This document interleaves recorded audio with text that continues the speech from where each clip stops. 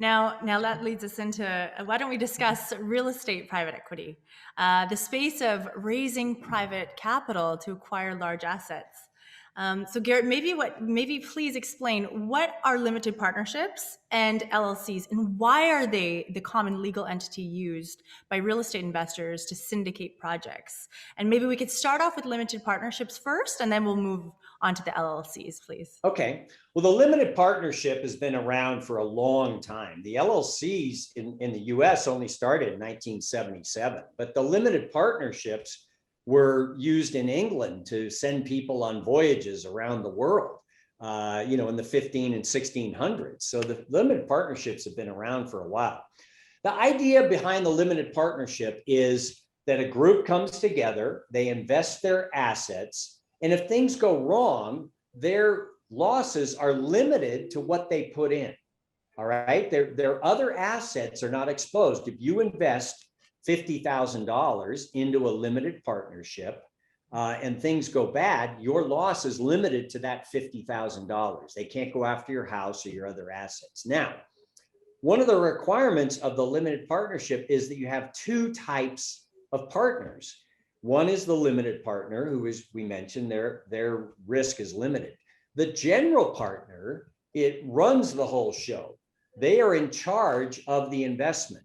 And the general partner does have unlimited liability. So we don't want that. And what we have to do to protect the general partner is to set up a second entity, be it a corporation or an LLC, to act as the general partner. And so with a limited partnership, we have to set up two entities, the general partner entity and the limited partnership. But it's a good way to go. And with a limited partnership, you can have the general partner has 2% ownership, and the limiteds have 98% ownership. And the limiteds can't really tell the general partner how to run the show. They're limited in their activities. So that gives the general partner a lot of control.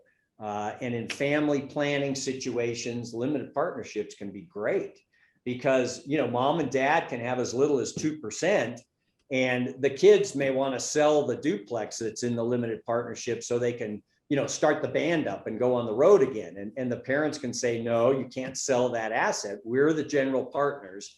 We make all the decisions.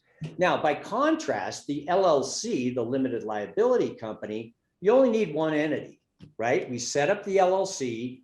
Within the LLC, we have someone who manages the LLC, but we don't need what's called the general partner like we do in an LP. So in the US, a lot of people are using LLCs because they only need to set up one entity.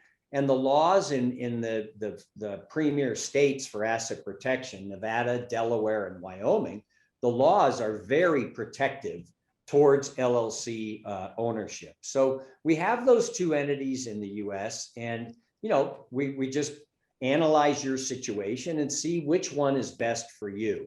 Now, in a syndication matter, sometimes the limited partnership is better because the syndicators want to have absolute control through that general partnership interest. So there are benefits to each way to go.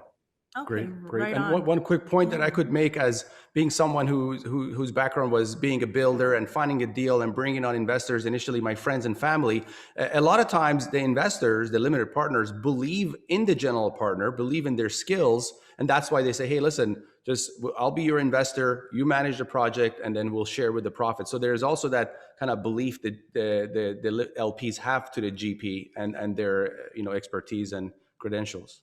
Well, and to further on that, August, a lot of people are too busy. They just want to be a limited partner. They don't want to have someone asking them for advice or questioning them on what to do. They want to just be limited. They put their money in and you just send them a check. That's your job.